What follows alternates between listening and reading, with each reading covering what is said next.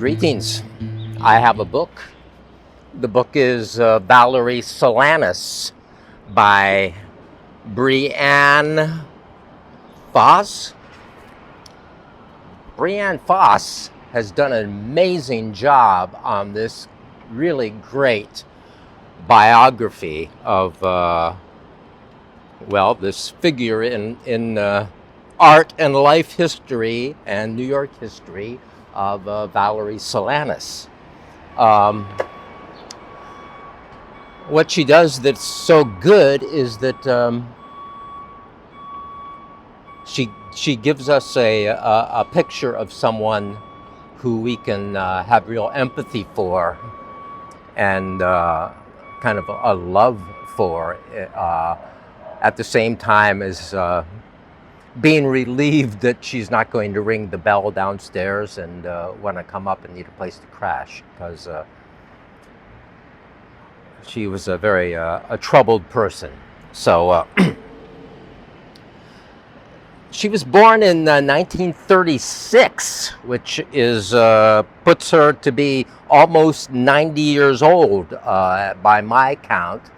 And so we have to put all that into the mix of the sensibilities of what she was and how she came up, and the environment that was in the USA at that time and what it meant to anybody. We have a picture of her family. We have a picture of her father. We are told that that she suffered from sexual abuse in the family from her father, and we don't have a lot of detail about that because these people are not we're not around to talk to. Her father, I think, died in the early 70s. And she kept in contact with her father and her mother and her sister all through her life. She had a rough time of it. I mean, she was also institutionalized when very young. And sent to a home for young women who were pregnant, because she had a child at 14 years old and another right around the same time, and she never saw these, other than at their birth. She never saw these children. They were taken away from her, and she. I don't think she ever met her son or her daughter. Her son didn't even know that it was his mother until I think she was dead and he was in his 40s. And these children were born in 1951, which is the year of my birth. So they are around my age now. So yes, her father was alcoholic as well, and all the problems with that, and which is sort of what was used as an excuse for his behavior so much of the time.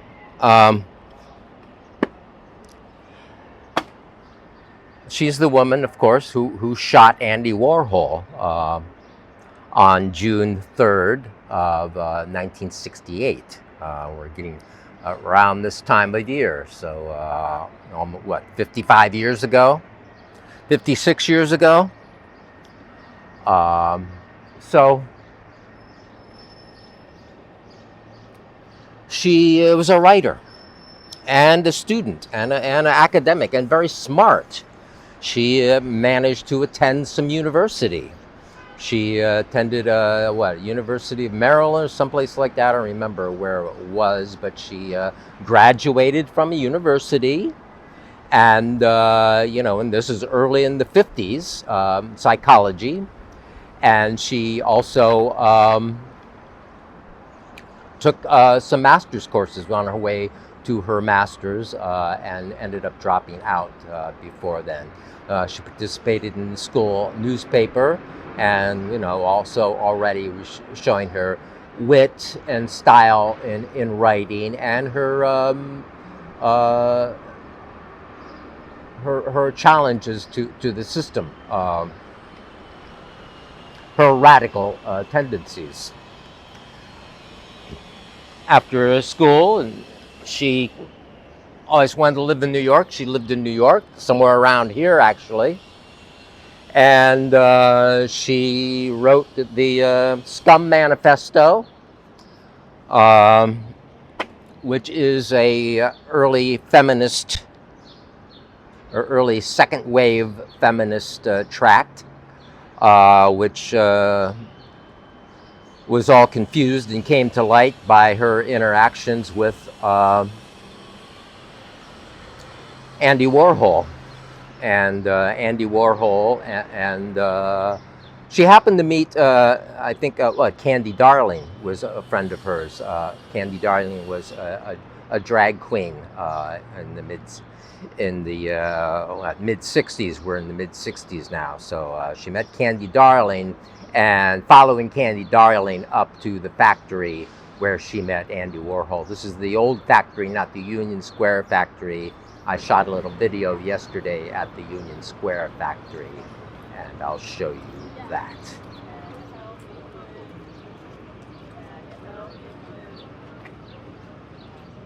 So I'm out front of 33 Union Square West, which is a very nice old building, the Decker Building. Well, this was the building that Andy Warhol's factory moved to, and they were just in there not that long. They'd been up in Midtown on 42nd Street or around there until right around the time of the shooting, and so this is where there was. And it also said in the book that the Communist Party also had headquarters up here, the Communist Party USA. So. And that they thought that the shots were a bomb in the Communist Party headquarters when they first heard them. So it's now a New York dispensary for legal marijuana. So anyway, that's the building. So she went with Candy Darling to the old factory, which is up in Times Square, and that's how she met Warhol. And Warhol was, sort of an expansive guy before he got shot. And, there were a lot of weirdos that came in and out of the factory. And Warhol was riding high on his fame and wealth at that point. And she got it into her whatever, he was, when you see like images and movies of him, you see Warhol, you see this sort of passive, quiet, almost sort of a figure that is sort of similar to Michael Jackson in a way, Michael Jackson was powerful too in his way, but Michael Jackson was a kid, and Warhol was never a kid when he was famous. So, he was open to a lot of different weird things, and so she gave him her play. She wrote a play called Up Your Ass, and she wanted him to produce the play. She was living in the Chelsea Hotel, which is notorious for a hipster place for hipsters to live and so forth. And we get some background about all these things in the really great book here, where she, explains what the Chelsea Hotel really was, and how the management was loose with the artistic people, and was interested in supporting artistic type people there. So that's why all these people were in and out over the years. She gives a list, and of course, ultimately that's where Nancy Spungen was killed by Sid Vicious, later on into the 70s. So she is very individualistic, and she gets involved with Andy, and she really thinks Andy's going to produce her play. And of course, Andy does not produce plays, but he's the kind of guy who says, oh yeah, that'd be great. That'd just be great, that kind of thing, while he's figuring out angles to how he can exploit this and have it be famous for him or good for him in some way. So that's kind of my capsule picture of Warhol. So, of course, he never does produce a play, and she becomes more and more resentful of him. And also at the Chelsea, she meets the head of the Frenchman who is the head of Olympia Press, Maurice Girodias. And so Maurice and she go out and have a date, and she signs a book. She signs a deal for the publication of the Scum Manifesto, which is her big work about male and female and the feminist primary work that she wrote. And he's okay. We'll pub, and gives her a contract and gives her a little bit of money, and ultimately she ends up feeling with both Warhol and Girodias that she's being ripped off, and she's no longer has control of her work, and that they are going to rip her off basically. And so that puts on a cycle of many years of her concern about her work being ripped off, her work being desecrated, punctuations aren't right, all these kinds of OCD sort of things about the work itself. And it's all as if she was, she has a certain view of herself that is a little bit, kind of outsized as to where she really is landing here. Yes, she is hanging with this crowd, but she doesn't really have the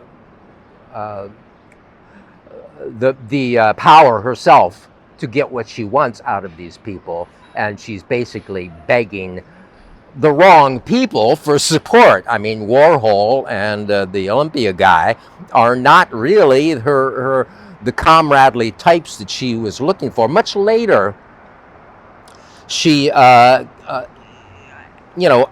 she shoots Warhol, after she goes into mental hospitals and gets out, she does not spend a whole lot of time in the system of mental hospitals, considering that she shot somebody and almost killed him. She just wants these guys. Many years later, she sort of broadens her scope of the people who are ripping her off. The men, the mob. Like there's this Playboy guy, and like Hugh Hefner, and this other guy that runs the Playboy organization, and of course Warhol and Guterres, and a couple other figures who she claims are the mob, this group of men who are trying to control her and rob her of her work. And that later, 5 years after she shoots Warhol, that expands to Grove Press. And actually Grove Press was sort of the more natural place for her to go in the beginning. I don't know if Grove Press ever said they were interested in publishing any of her work, but she later focuses on Grove Press. So all this time after the shooting and after she gets out, she's sending letters, threatening letters to Guterres, to Warhol, and ultimately she starts calling and harassing Barney Rossett and Fred. She ends up harassing Barney Rossett and Fred. She ends up harassing Barney Rossett and friend Jordan, calling them up, death threats, do what I need, give me $500,000 for my work. These guys don't have that kind of money, really. They're not, they may be big figures in the culture or in offbeat culture, but, they're not rich guys in that sort of sense. So yeah, so she's calling these people up, and they finally call the cops on her and get rid of her. Now, I have a little connection to Grove Press in that way, and Fred Jordan, in that many years ago I met Fred Jordan's son, Ken, who unfortunately just passed away about a week or so ago at age 62. And he was quite a guy himself, and he is the reason that I'm in New York. So part of this story is peripherally touched me, even in that, and that's how open some of these New Yorkers are. That, I met this guy, this kid who was, while he was at college, who was the son of this Grove Press guy, Fred Jordan, who knew all the, and my friend Ken had met all these people when he was a kid, including Ginsberg and so forth, because they published these people.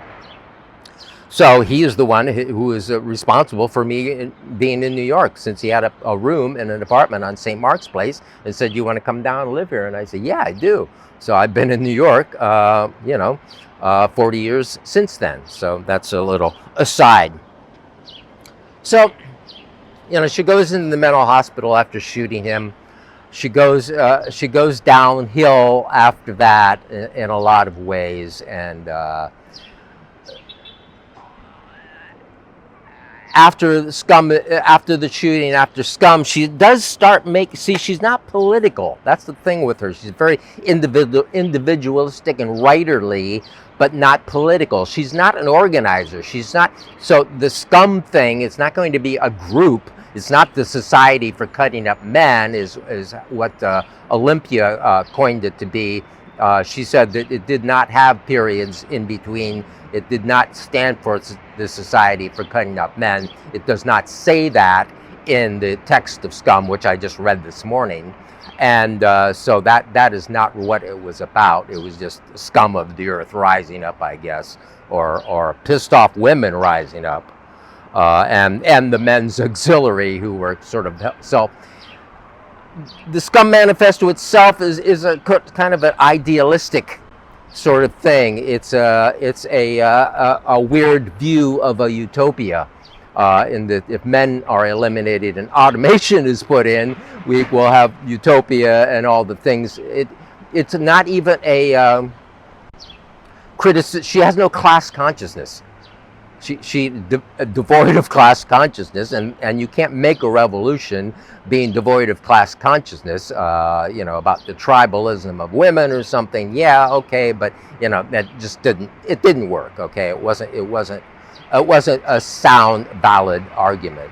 There are things in the manifesto that are interesting, but they don't really read as they're more like it's more like she's somewhat like Ted Kaczynski, and I guess he wrote a manifesto too, and he did violent acts. So she's sort of like Ted Kaczynski, like, pay attention to me because I have this brilliant thing to offer you about how society has to be changed. I have not read Kaczynski's manifesto, and I hear it has some valid things in it, especially now, about how computers are taking over and capitalism is taking over everything, and that it's really a kind of an interesting thing, and I will read it at some point. But it's these people who are kind of off, loners, off of themselves, who can't really organize and make something, and end up being kind of terrorist, really. And it's well, that's sort of the way it is. So as I said, it's a really great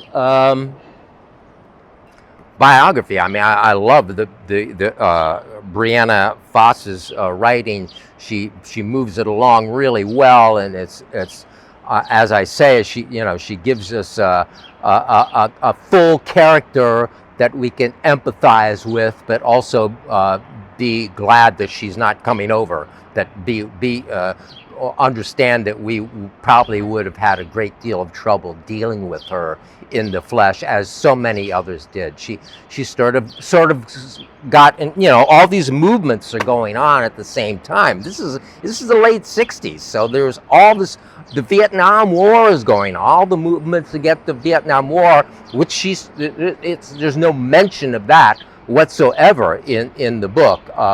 So she was not in touch with any of these other forces of revolution of the day. I could see why she could reject the males in the left, as Andrea Dworkin in Heartbeat tries to embrace the left and finds that they are just completely sexist and useless to the cause of women, and ends up being being in a defensive position instead of a revolutionary position, which is what Heartbreak by Dworkin is all about. But in this case,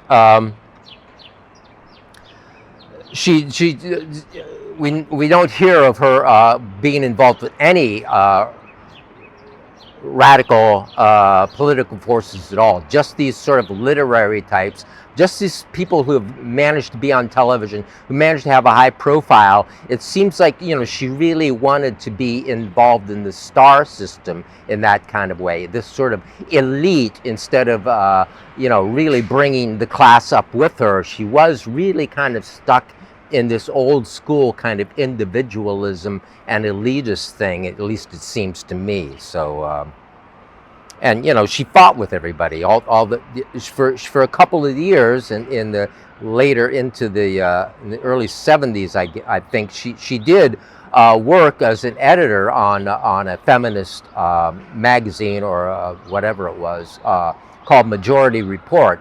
And there's a certain part of the book that goes on with her interactions with other radical feminists, and how she had trouble with them all, and how basically she alienated all of them, including Flo Kennedy, amazing sort of radical lawyer in New York, who wanted to defend her, and she ended up defending herself and somehow getting off, and it kind of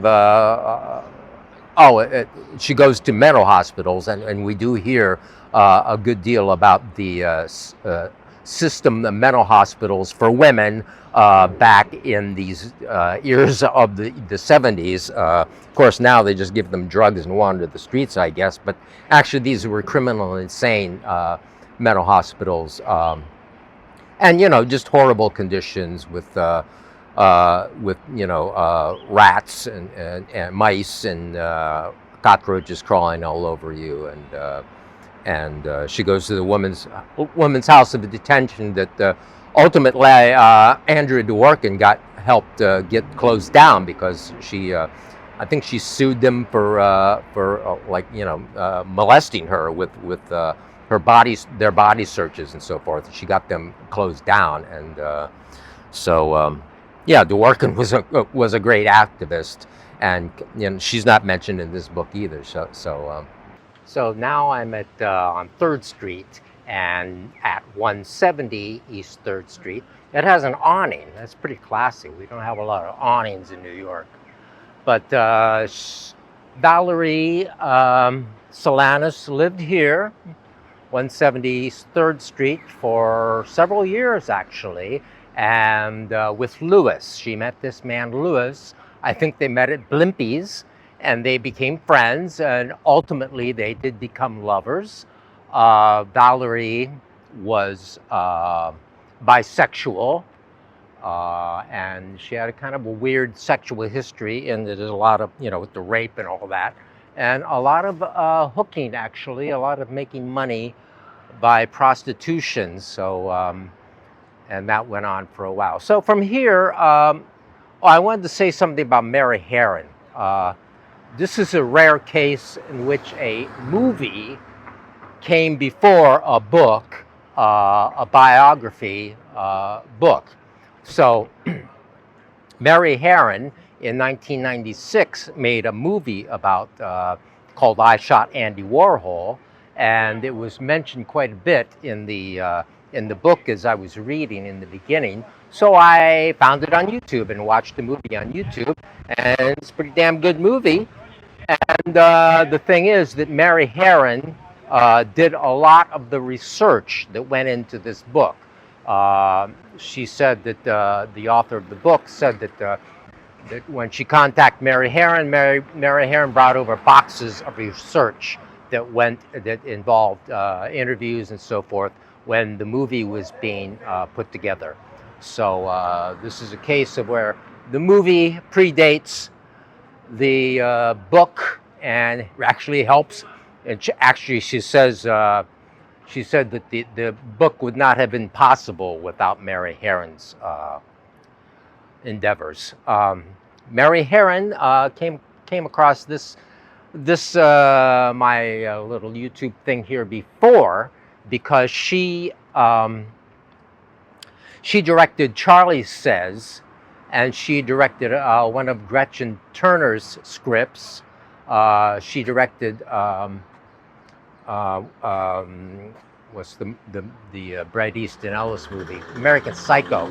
So she directed American Psycho with Gretchen Turner wrote, and then she also directed Charlie Says, which I watched, and has to do with cult things, as Gretchen Turner was a survivor of some cults, of a specific cult, and well, that part is in my YouTube here thing here with other books that I talked about. So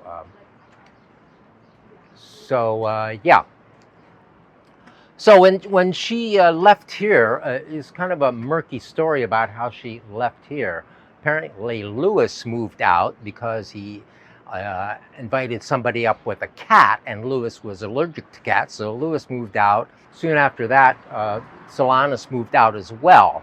And then there was a year, even though the rent was being paid, this was like a welfare deal. The rent, and she was living on SSI, and the rent was being paid.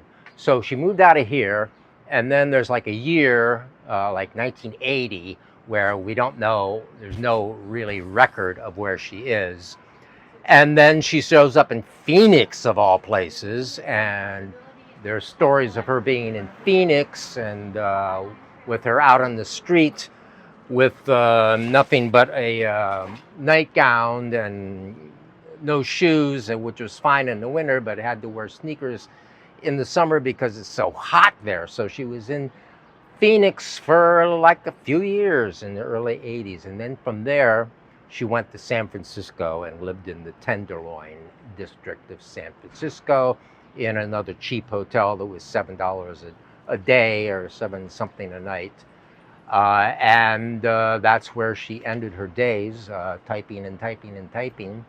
And she was discovered dead finally. And little murky stories about that, you know, because you know,